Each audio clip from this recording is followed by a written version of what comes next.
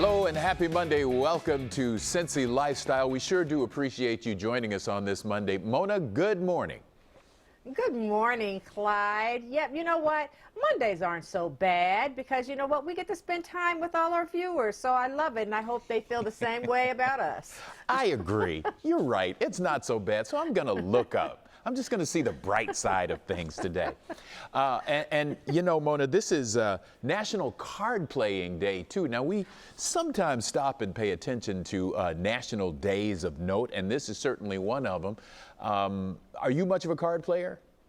Oh, I am totally a card player. I love cards, Clyde. We actually, my husband and I, you will know, on December 31st, New Year's Eve, coming up quickly, we will play for the International Championship Intergalactic. of Rummy. It's the best 2 out of 3, and then that person wins this coveted, homemade, makes no sense trophy. And I am proud to say that I'm so proud of Jay. He's won the last 3 years, but I am the little engine that could. I keep going. I love playing rummy. I love playing spades and bid whist. We play solitaire. Love it. Wow. What about you, Clyde? No. You know, Mona, to be honest with you, I haven't played anything more complicated than Uno in the last 10 yeyears. So I'm probably not your card guy. There were a few I played, but man, listening to folks play bid whist and all that sort of stuff, all of that was beyond me. And poker, don't even ask. I have no idea how any of that works. But as you point out, I was going to say, as you point out, people are spending the holidays together, and that's one way they're doing it. But with the holidays now gone, the chances are you are left with some extra stuff around your house. So what do you do with that extra stuff, and how do you create some order in all of that chaos? Well, we got a little help here for you to get us organized this morning. I want to welcome Barb McIntosh, the owner of Just Breathe Professional Organizing. Barb, thank you so much for talking to us this morning. Oh, thanks for having me. Well, so it turns out that these days, unfortunately, a lot of people are in a situation where they have to work from home. So what are you finding that helps clients keep their workspace at home more organized? So I find out this has been a huge situation with clients in the last 6 months especially. So I caught a system called Stop, Drop, and Roll that I've helped create, and it's kind of helping them to not at the dining room table if that's where they're going to be every night, or not at the kitchen table, but if they don't have an office to separate that from, we've created a system. You can get a rollaway desk where it's all packaged in one, where you have to stop intentionally so that you're not seeing your work all day, and then pack it away, not all of it in the sense that where it has to be gone completely and unorganized, but you just get to roll that into a corner. So it's Stop, Drop, and Roll is the system that we have created. Kind of a psychological shift of focus, if you will. It is. Okay, so what about somebody who's looking to begin 2021 by getting more organized in their home? What would you suggest? So we've something I've been doing is working on a system that is called one and done. You know, you can't do everything in 1 week, you can't do everything in 1 month. It didn't get that way overnight. So I've just said, simplify it, take one space a month and write that space down, and then you can work on that space. And if you have 12 spaces, you write down in January 12 different spaces that you want to work on, and by the end of the year, those 12 spaces can get done. So it's less overwhelming that way. Overwhelming. Mm-hmm. Yep, So exactly. what would you say is your most used organizing item or your most used gadget of the year?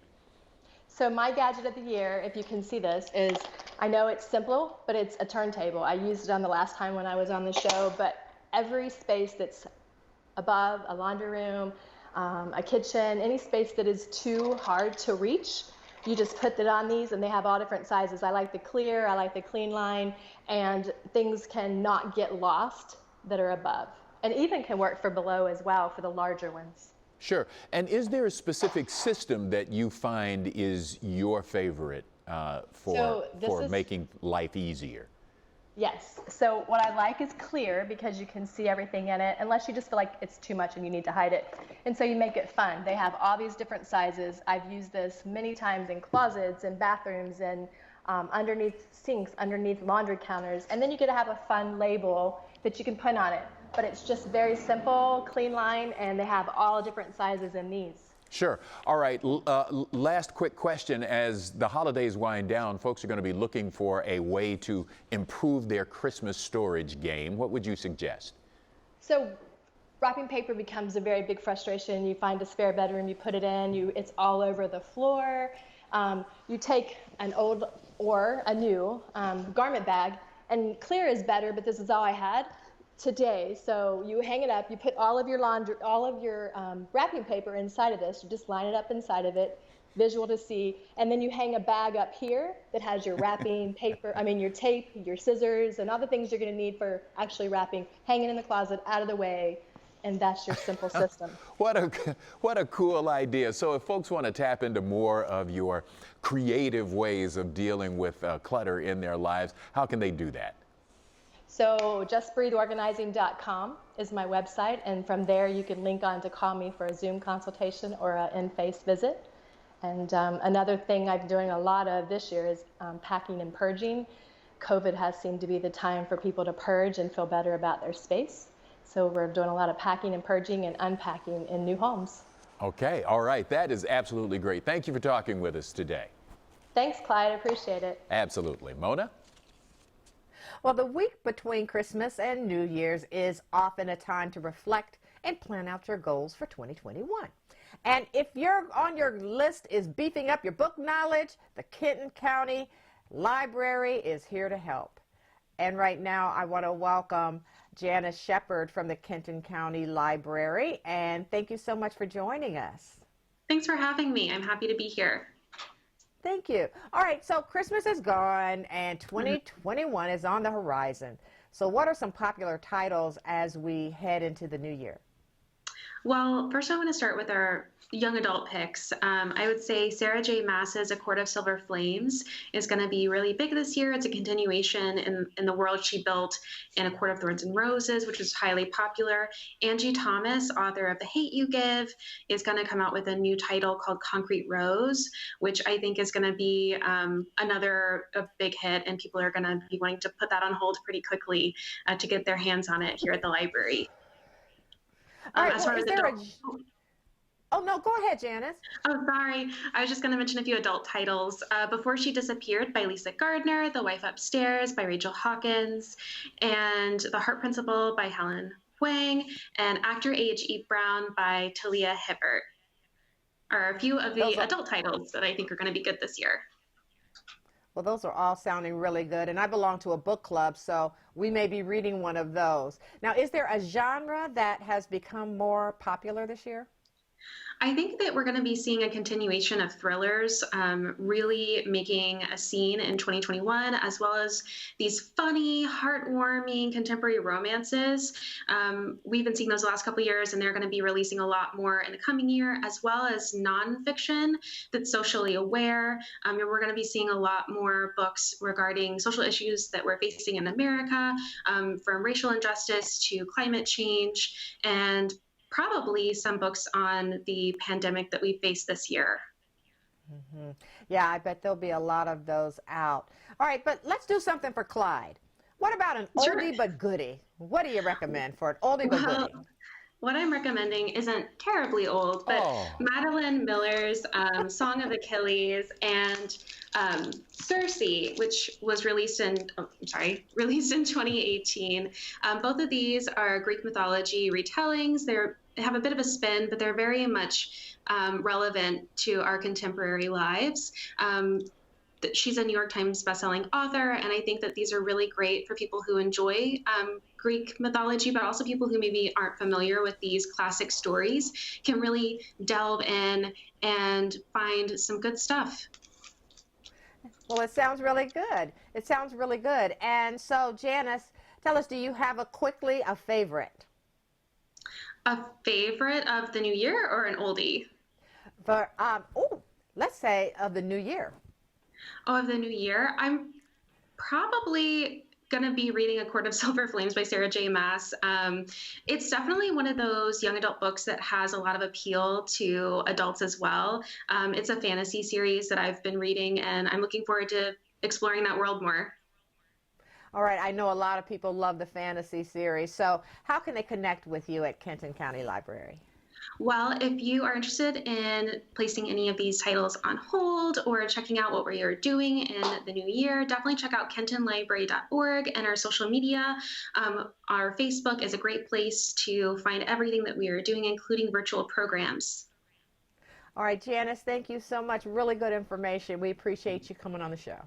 Thank you. Have a great day. All right, you too. Clyde? Yeah, Mona, have a great day. Like, I didn't hear that shot you took at me. Anyway, coming up here on Cincy Lifestyle, a Cincinnati curiosity. We want to dive into another curiosity. This time, we mine our way into the life and success of a local coal baron who used his wits to build an empire. All that and more, on the other side of the break.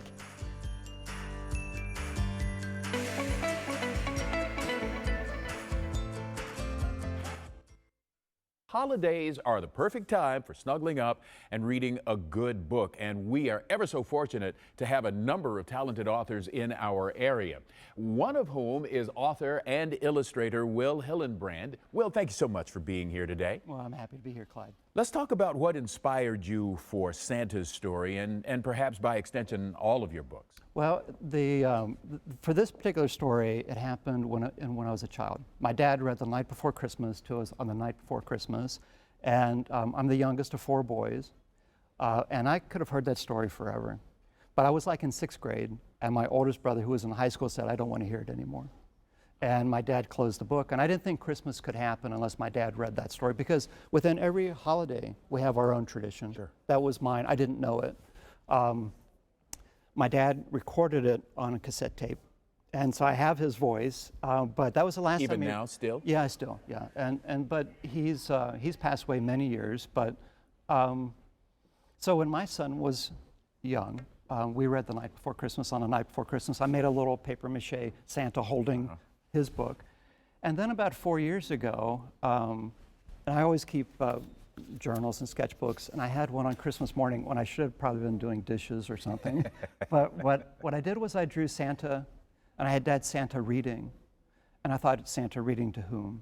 And in this case, I thought I drew a reindeer. And then that long ago experience connected with this story, because in this story, the deer won't bring Christmas to us until they get their favorite tradition. And that's when Santa reads to them. Ah, okay. It's their story time. Let me dive in right quickly. You illustrate most of your work, yes? Yes.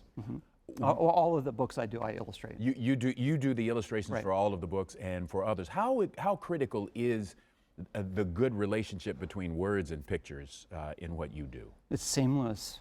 It should just seem, when I do my own work, it should seem like it comes from one spot. When I work for others, it should seem that that's the same. So it shouldn't seem like it's coming from 2 different minds. It should just seem, for the story, it should just blend together into one. Tell us about 1 or 2 of your other books, because in addition to Santa's Story, you have several more out there in the marketplace as well, right? Yeah, I have many books, and everyone has their own backstory. My wife is a kindergarten teacher, and so at the end of the day, when we have dinner, her stories are better than mine.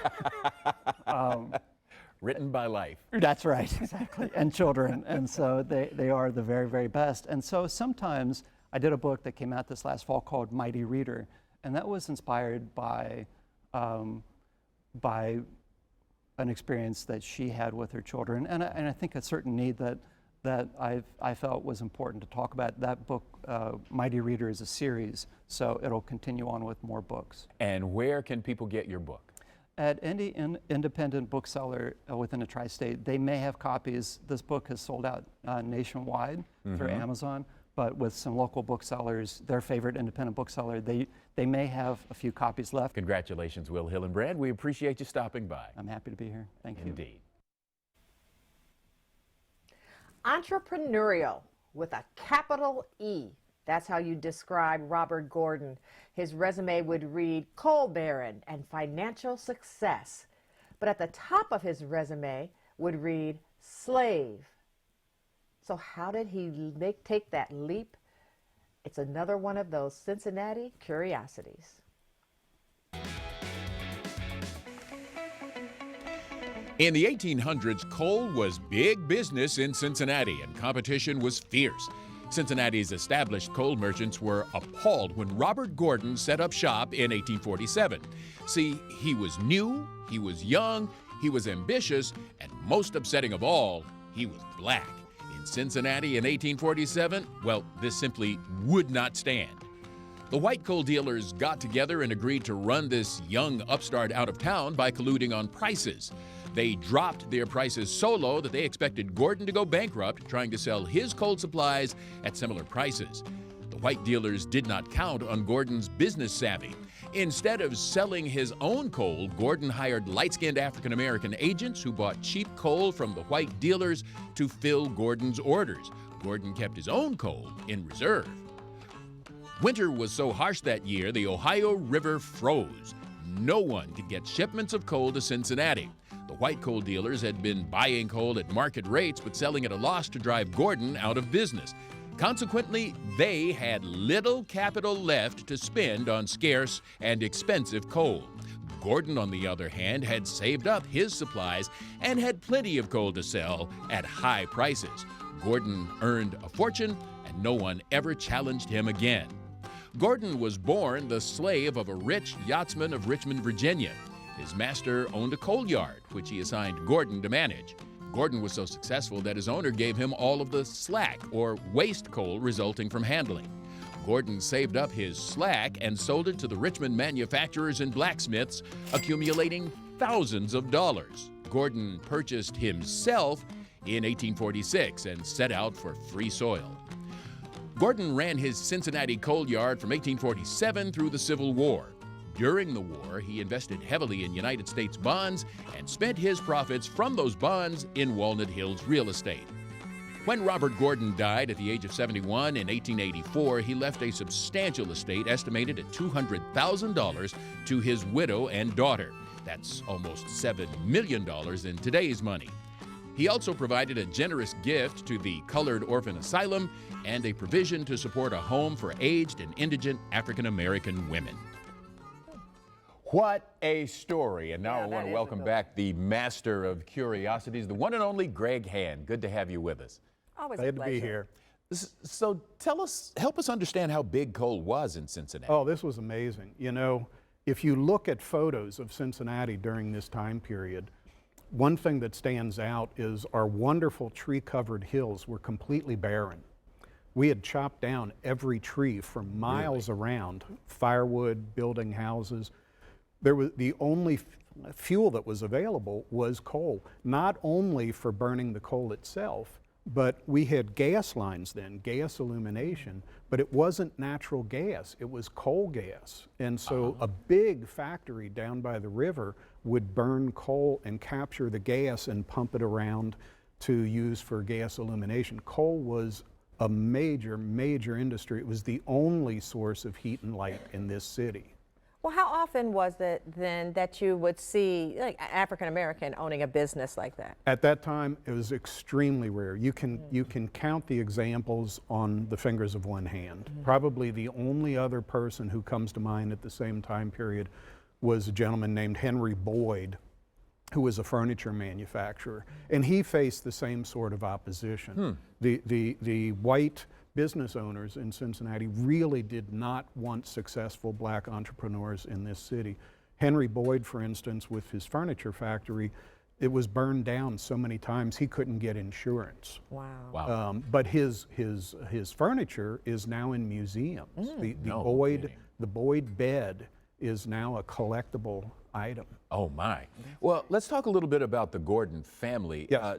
Are we able to find any surviving Gordons from his branch of the family? You know, after he died, he had this very valuable property in Walnut Hills, and the family sold it off, and as near as I can tell, all of them invested that in property in Chicago and moved the entire family to Chicago. So regrettably, we don't have anyone from the Gordon family, as near as I can tell, still living in Cincinnati. And in fact, it is extremely rare from this time period to have images of African Americans of any sort. And so I'd like to publicly thank Blanche Sullivan, who's one of the docents at the Museum Center, who provided that photo of Robert Gordon for me. Yeah, thank you, Blanche. So is that house still standing? No. Well, I think the two homes shown at the end, the women's home and the children's home, I think those are both demolished now. Okay. And where can people find you? Google Cincinnati Curiosities and you'll find the blog. All right, Greg, thank you so much for being here. Thank you. Greg is just great. Hey, we'll be back with more Cincy Lifestyle on the other side of the break.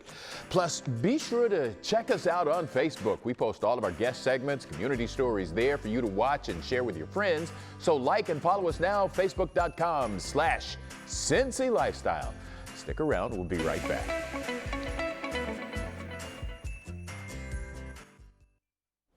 Well, coming up tomorrow, Clyde, on Cincy Lifestyle, the freshest wontons in the city. Doesn't that sound good? Yes. I know. Join us as we go behind the scenes at the new pop-up shop out of Finley Kitchen. We stop by Ye Mama, I love that name, to see how she creates these perfect pillows of flavor. We've got all that and so much more happening tomorrow right here on Cincy Lifestyle. And we love hearing from you. So reach out to us and give us your thoughts and comments and ideas. We love to use them. Thank you so much for joining us today. Make it a great day. Thanks for watching our video. And if you liked what you saw, hit the subscribe button. You can also check out full episodes of the show you've never seen before, or watch your favorites again and again. And as always, we love to say it, make it a great day.